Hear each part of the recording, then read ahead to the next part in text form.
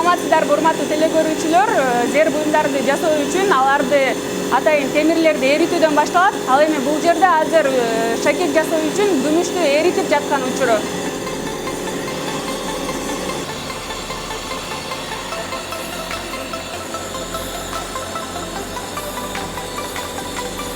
Зергерлер иш-ара бир нече топко бөлүнүшөт. Кээ бир ишканаларда бир буюмдун түйшүгүн 3-4 адам тартса, айрымдарында мына минтип металлды эриткени да, аны формага келтиргени да дээрлик бардык жумуш бир адамдын мойнунда.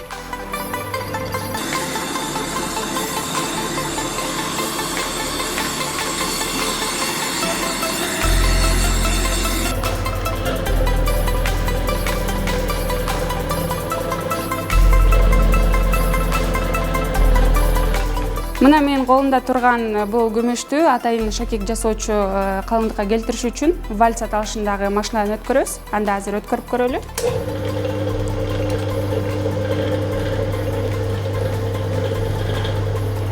Биздин күмүшүбүз өзүнүн калыңдыгына келди. Эми буну шакек жасоо үчүн беребиз. Даяр формага келген шакекти бириктирүү үчүн газ тапанчасы колдонулат. Бириктирип, чаптай турган бөлүкчөлөрдү чаптап, анан ага жарашыктуу оюм чиймелер түшүрүлөт.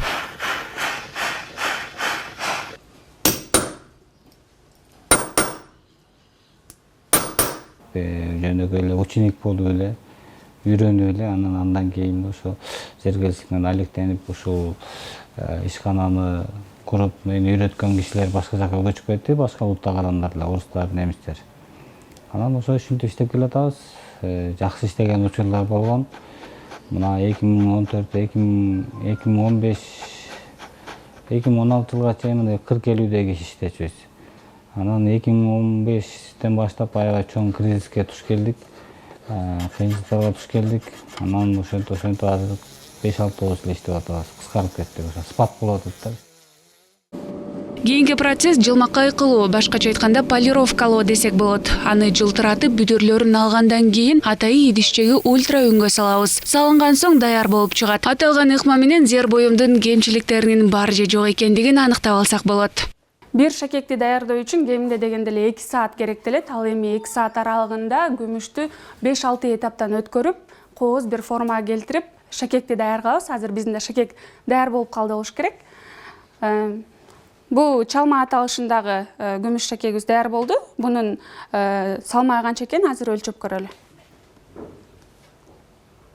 Бул шакектин салмагы бул жакта тараза көрсөткөндөй 240 грамм болду.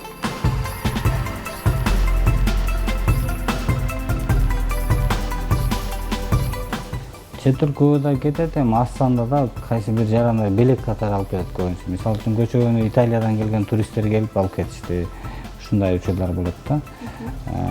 Өзгөчө ошо көбүнчө биздин Бишкектеги баардык торговый центрлардагы жер дүкөндөрүн өткөзөбүз да биз.